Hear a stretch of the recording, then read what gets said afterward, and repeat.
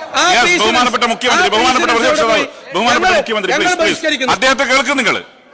Please let you here what CM is. ഉത്തരം കേൾക്കണ്ടേ നിങ്ങൾക്ക്?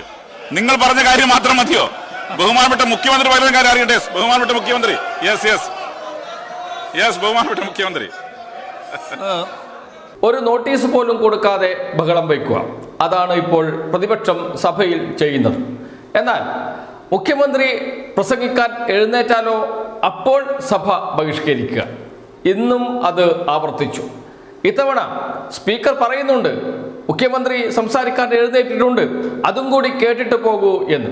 എന്നാൽ അതിന് മുതിരാതെ പേടിച്ചോടുന്നത് പോലെ VD സതീശനും പ്രതിപക്ഷാംഗങ്ങളും സഭ വിട്ട് ഇറങ്ങിപ്പോകുന്ന കാഴ്ചയാണ് കണ്ടത്. കാണാം ആ ദൃശ്യങ്ങൾ. അതുപോലെ തന്നെ അങ്ങ് ഇവിടെ പറഞ്ഞു ഡയസി കയറിയെന്ന് പറഞ്ഞു. സാർ, ഒരു കാലത്തും ഇല്ലാത്ത തരത്തിൽ വാച്ച് ആൻഡ് വാർഡ് അവരുടെ ബാനറും അതെല്ലാം പിടിച്ച് പറിച്ചപ്പോഴാണ് പ്രതിഷേധിച്ചാണ് അതിനകത്ത് കയറിയത്. ഞങ്ങൾക്ക് ശക്തമായ പ്രതിഷേധമുണ്ട്. ജനാധിപത്യ രീതിയിൽ തന്നെയാണ് ഞങ്ങൾ പ്രതിഷേധിച്ചത്. ഞങ്ങളെ പ്രകോപിപ്പിച്ചത് വാച്ച് ആൻഡ് വാർഡാണ്. ജനാധിപത്യ രീതിയിൽ ഈ വെല്ലിലിറങ്ങി പ്രതിഷേധിക്കാത്ത ഏത് പ്രതിപക്ഷമാണ് കേരളത്തിന്റെ നിയമസഭാ ചരിത്രത്തിലുള്ളത്? എല്ലാ പ്രതിപക്ഷവും വെല്ലിലിറങ്ങി പ്രതിഷേധിച്ചിട്ടുണ്ട്. വെല്ലിലിറങ്ങി പ്രതിഷേധിച്ച പ്രതിപക്ഷത്തിന്റെ ബാനർ പിടിച്ചു വാങ്ങി ഞങ്ങളെ പ്രകോപിപ്പിക്കാനാണ് ശ്രമിച്ചത്. അക്രമം ഉണ്ടാക്കാൻ വേണ്ടിയിട്ടാണ് ശ്രമിച്ചത്. ഞങ്ങളൊരു അക്രമം ഉണ്ടാക്കിയിട്ടില്ല. ഞങ്ങൾ ജനാധിപത്യപരമായ രീതിയിൽ തന്നെയാണ് സമരം നടത്തിയത്. സാർ, ഇത് വളരെ ഗുരുതരമായ കേരളത്തിലെ ജനങ്ങൾ ഞെട്ടലോടുകൂടി നോക്കിക്കാണുന്ന ഒരു സംഭവമാണ്. അതിന് ഗവൺമെന്റിന് പങ്കുണ്ട്. സാർ, അതിൽ ഞങ്ങൾ ശക്തിയായി പ്രതിഷേധിക്കുന്നു. ഞങ്ങൾക്ക് നിയമസഭാ നടപടികളുമായി ഞങ്ങൾക്ക് സഹകരിക്കാൻ ബുദ്ധിമുട്ടുണ്ട്. ഞങ്ങൾ പൂർണ്ണമായി നിയമസഭാ നടപടികൾ ബഹിഷ്കരിക്കും. ജനാധിപത്യ അവകാശം LOPക്കും പ്രതിപക്ഷത്തിനും മാത്രമല്ല സ്പീക്കർക്കുണ്ട്.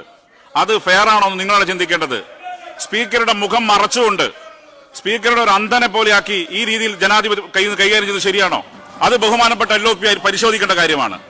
ഇവിടെ ജനാധിപത്യ രീതി എന്ന് പറയുമ്പോൾ ജനാധിപത്യ അവകാശം വെറും പ്രതിപക്ഷങ്ങൾക്ക് മാത്രമല്ല, സ്പീക്കർക്കുമുണ്ട്.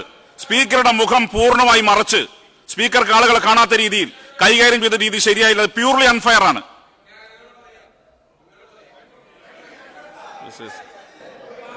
ഇവിടെ ബാനർ നിയമസഭയിൽ പ്രതിപക്ഷം പിടിക്കുന്നത് ആദ്യമല്ല. എല്ലാ പ്രതിപക്ഷവും ബാനർ പിടിച്ചിട്ടുണ്ട്. ഒന്ന്, സാധാരണ സഭയിൽ അങ്ങനത്തെ ഒരു സംഘർഷം ഉണ്ടാകുമ്പോൾ അങ്ങ് പ്രീസിഡൻസ് നോക്കണം. ഇതിനു മുൻപ് ഇവിടെ ഈ ചെയറിലിരുന്ന എല്ലാ സ്പീക്കർമാരും സഭാ നടപടികൾ നിർത്തിവെച്ച് രണ്ട് കൂട്ടത്തിലുള്ള ആളുകളെ സംസാരിക്കും. അങ്ങ് ഇതുവരെ ചെയ്യാറില്ല, ഇതുവരെ ചെയ്തിട്ടില്ല. അങ്ങ് ഞങ്ങളെ വെല്ലുവിളിച്ചുകൊണ്ട് ഞങ്ങളുടെ സമരത്തിന് വെല്ലുവിളിച്ചുകൊണ്ട് ഒരിക്കൽ പോലും സഭാ നടപടികൾ എല്ലാ സ്പീക്കർമാരും സഭാ നടപടികൾ നിർത്തിവെച്ച് സ്പീക്കറുടെ ചേംബറിൽ നേതാക്കന്മാരെ വിളിച്ചിട്ടുണ്ട്. ആ പ്രീസിഡൻസ് എവിടെ പോയി? അതിന് മാത്രം സംഘർഷങ്ങളൊന്നും ഉണ്ടായിട്ടില്ല ഇവിടെ. ബഹുമാനപ്പെട്ട മുഖ്യമന്ത്രി അദ്ദേഹത്തെ കേൾക്കും നിങ്ങൾ. Please let you here what CM is. ഉത്തരം കേൾക്കണ്ടേ നിങ്ങൾക്ക്? നിങ്ങൾ പറഞ്ഞ കാര്യം മാത്രം മതിയോ?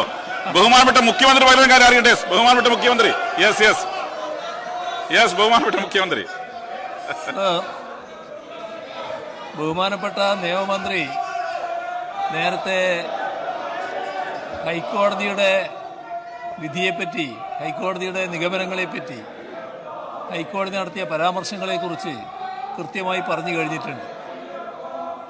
അത് പ്രതിപക്ഷ നേതാവ് കേട്ട ഭാവം നടിച്ചില്ല. അതിനെക്കുറിച്ച് ഒരക്ഷരവും അദ്ദേഹത്തിന് പ്രതികരിക്കാനില്ല. സർ, ഈ കേസുമായി ബന്ധപ്പെട്ട പ്രശ്നങ്ങൾ കൈകാര്യം ചെയ്യുന്നത് ഹൈക്കോടതിയുടെ ഡിവിഷൻ ബെഞ്ചാണ്.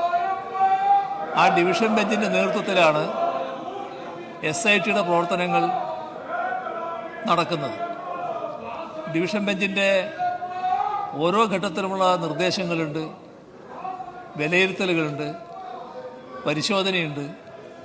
ഇതെല്ലാം കൃത്യമായി നടന്നു വരുന്നുണ്ട്.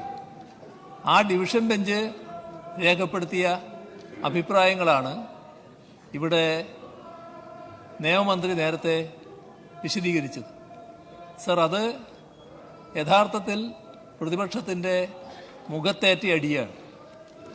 പ്രതിപക്ഷ നേതാവ് ഈ അന്വേഷണവുമായി ബന്ധപ്പെട്ട് SITക്കെതിരെ ഏതെല്ലാം തരത്തിലുള്ള ആരോപണങ്ങൾ ഉന്നയിച്ചിട്ടുണ്ടോ അതിനെല്ലാം കൃത്യമായ മറുപടി ഹൈക്കോടതി ഡിവിഷൻ ബെഞ്ച് വ്യക്തമാക്കിയിട്ടുണ്ട്. സർ, ഇവിടെ കാണേണ്ട ഒരു കാര്യം, ജാമ്യാപേക്ഷ ചെല്ലുന്നത് ഡിവിഷൻ ബെഞ്ചിൻ്റെ മുന്നിലല്ല, ഈ പറയുന്ന കോടതിയുടെ മുന്നിലല്ല വരിക, ഹൈക്കോടതി തന്നെ. പക്ഷേ ഹൈക്കോടതിയുടെ ഒരു സിംഗിൾ ബെഞ്ചിൻ്റെ മുന്നിലാണ് ഈ പറയുന്ന ജാമ്യാപേക്ഷ നൽകുക. ജാമ്യാപേക്ഷ പരിശോധിക്കുമ്പോൾ ബഹുമാനപ്പെട്ട ജഡ്ജിമാർ അവർക്ക് തോന്നിയതിൽ അഭിപ്രായങ്ങൾ രേഖപ്പെടുത്തിയെന്ന് വരും. അതാണ് നേരത്തെ ഒരു ഘട്ടത്തിൽ ഞാൻ പറഞ്ഞിരുന്നത്, ഇത് ഗവൺമെൻറ്റിനെതിരെയുള്ള പരാമർശമല്ല, ഹൈക്കോടതിക്ക് തന്നെ എതിരായിട്ടുള്ള പരാമർശമാണ് എന്ന്. കാരണം അന്വേഷണം നടക്കുന്നത് ഗവൺമെൻറ് നിർദ്ദേശത്തിൻ്റെ അടിസ്ഥാനത്തിലല്ല, ഗവൺമെൻറ് അല്ല അന്വേഷണ ഏജൻസികൾ നിർദ്ദേശങ്ങൾ കൊടുക്കുന്നത്. അന്വേഷണ ഏജൻസികൾക്ക് നിർദ്ദേശം കൊടുക്കുന്നതും അന്വേഷണ ഏജൻസികളുടെ പ്രവർത്തനം പരിശോധിക്കുന്നതും ഹൈക്കോടതി ഡിവിഷൻ ബെഞ്ചാണ്. അത് അറിയാത്ത ആളായിരിക്കില്ല ബഹുമാനായ സിംഗിൾ ബെഞ്ച്. പക്ഷേ അദ്ദേഹത്തിന് ആ വാദം കേൾക്കുമ്പോൾ തോന്നിയ ചില പ്രതികരണങ്ങൾ അദ്ദേഹം രേഖപ്പെടുത്തിയിട്ടുണ്ടാകും. അതിലേക്ക് ഞാനിപ്പോൾ കടക്കുന്നില്ല. അത് അന്വേഷണവുമായി ബന്ധപ്പെട്ടുള്ള നിഗമനമാണ് എന്നെടുക്കാൻ പറ്റില്ല. അത് നടത്തേണ്ടത്, ആ നിഗമനം വരേണ്ടത് ഹൈക്കോടതി ഡിവിഷൻ ബെഞ്ചിൽ നിന്നാണ്. ഡിവിഷൻ ബെഞ്ച് പൂർണ്ണ സംതൃപ്തിയാണ് ഇതിൽ രേഖപ്പെടുത്തിയിട്ടുള്ളത്. അപ്പോൾ ഹൈക്കോടതി പറഞ്ഞു എന്ന് പറയുന്ന കാര്യം ഇത് വസ്തുതകൾക്ക് നിരക്കാത്തതാണ്. ഹൈക്കോടതി പറഞ്ഞുവെന്ന് വേണമെങ്കിൽ പറയാം, പക്ഷേ സിംഗിൾ ബെഞ്ച് ഇങ്ങനെ സാന്ദർഭികമായി പരാമർശം നടത്തുകയാണ്. അന്വേഷണവുമായി ബന്ധപ്പെട്ട എല്ലാ കാര്യങ്ങളിലും ഹൈക്കോടതി ഡിവിഷൻ ബെഞ്ച് പൂർണ്ണ സംതൃപ്തിയാണ് രേഖപ്പെടുത്തിയിട്ടുള്ളത്. SITയുടെ ഓരോ നടപടിയും ഹൈക്കോടതി ഡിവിഷൻ ബെഞ്ചിൻ്റെ നിർദ്ദേശങ്ങൾക്കനുസൃതമായിട്ടാണ് നടന്നു പോകുന്നത്. അതാണ് ഒരു കാര്യം. മറ്റൊരു കാര്യം, ഇന്നിവിടെ ഉണ്ടായ നിർഭാഗ്യകരമായ സംഭവമാണ്. സർ, അങ്ങ് പറയുമ്പോഴും ഒരു കാര്യം അങ്ങയുടെ ശ്രദ്ധയിൽപ്പെട്ടില്ല എന്ന് തോന്നുന്നുണ്ട്.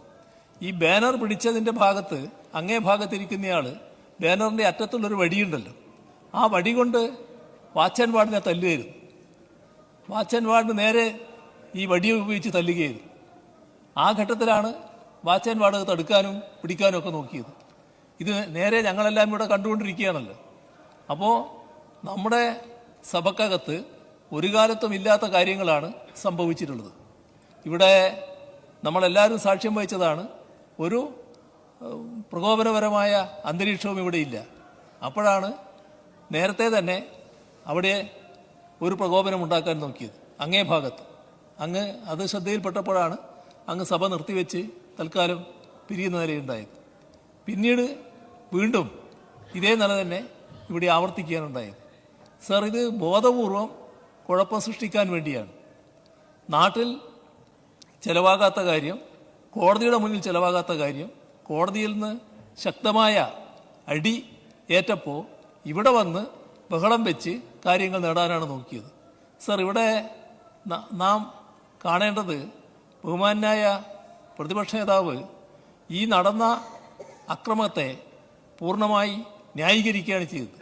സർ, അങ്ങയുടെ മുന്നിലേക്ക് ഇതിലെ മുൻഭാഗത്ത് കൂടി ചാടി കയറുകയാണ്. അവിടെ വാച്ച് ആൻഡ് വാർഡ് അപ്പോഴില്ല, നേരെ ചാടി കയറുകയാണ് അങ്ങോട്ട്. അതാണ് ബഹുമാനായ ഒരംഗം ചെയ്തത്. ആ അംഗം ചാടി കയറിയതിന് ശേഷം അവിടെ നിന്ന് ഇങ്ങോട്ട് തിരിഞ്ഞ് മുദ്രാവാക്യം വിളിക്കുകയാണ്. അതിൻ്റെ പിന്നാലെ ഞാനും കൂടി കയറട്ടെ എന്നുള്ള മട്ടിൽ മറ്റൊരംഗം, അദ്ദേഹം നിയമവിദഗ്ധനാണെന്നാണ് പറയുന്നത്, അപ്പോൾ നിയമപരമായിട്ട് തന്നെ ചാടുകയാണ്. അദ്ദേഹം അവിടെ കയറി അദ്ദേഹവും കാര്യങ്ങൾ കാണിക്കുകയാണ്. സർ, ഇത്തരത്തിലുള്ള നിയമസഭയിൽ കാണിക്കാൻ പാടില്ലാത്ത കോപ്രായങ്ങൾ അത് എന്തിനു വേണ്ടിയാണെന്ന് ആലോചിക്കണം. ഇത് തീർത്തും അപലപനീയമാണ്. ഈ സഭ അപലപിക്കണം. ഇത്തരം നടപടികൾ പ്രതിപക്ഷം സ്വീകരിക്കുന്നത് തീർത്തും അപലപിക്കേണ്ട കാര്യമാണ്. യഥാർത്ഥത്തിൽ ഇന്ന് വളരെ പീസ്ഫുള്ളായിട്ടായിരുന്നു സഭ ചേർന്നത്. പ്രൊവോക്കേഷൻ ഉണ്ടായത് ചില പ്രതിപക്ഷങ്ങളുടെ ഭാഗത്ത് തന്നെയാണ്. പരമാവധി പ്രശ്നങ്ങൾ ഒഴിവാക്കാൻ വേണ്ടി സഭ ആദ്യം നിർത്തിവെച്ചു. രണ്ടാമത് വീണ്ടും ചേർന്നപ്പം ചെയറിന്റെ മുന്നിലൂടെയാണ് ചാടിക്കയറാൻ ശ്രമിച്ചത്. ബഹുമാനപ്പെട്ട മുഖ്യമന്ത്രിയുടെ പരാമർശിച്ചതുപോലെ ഇത്തരം രീതികൾ ആരോഗ്യകരമായ ജനാധിപത്യത്തിന്റെ ഭൂഷണമാണോ എന്ന് പ്രതിപക്ഷമാണ് ചിന്തിക്കേണ്ടത്. ജനാധിപത്യം കേവലം പ്രതിപക്ഷത്തിന് മാത്രമല്ല, സ്പീക്കർക്കുമുണ്ട്. സ്പീക്കറുടെ മുഖം മറച്ചും അങ്ങേയറ്റം ജനാധിപത്യ വിരുദ്ധമായ മുദ്രാവാക്യങ്ങൾ വിളിച്ചുമാണ് സഭക്കകത്ത് ചില ഒറ്റപ്പെട്ട അംഗങ്ങൾ പെരുമാറിയത്. അത് കേരളം പോലെ ഏറ്റവും ഉയർന്ന ജനാധിപത്യ ബോധമുള്ള സഭയ്ക്ക് ഭൂഷണമല്ല എന്നീ ഘട്ടത്തിൽ ചെയർ പറയാൻ ആഗ്രഹിക്കുകയാണ്.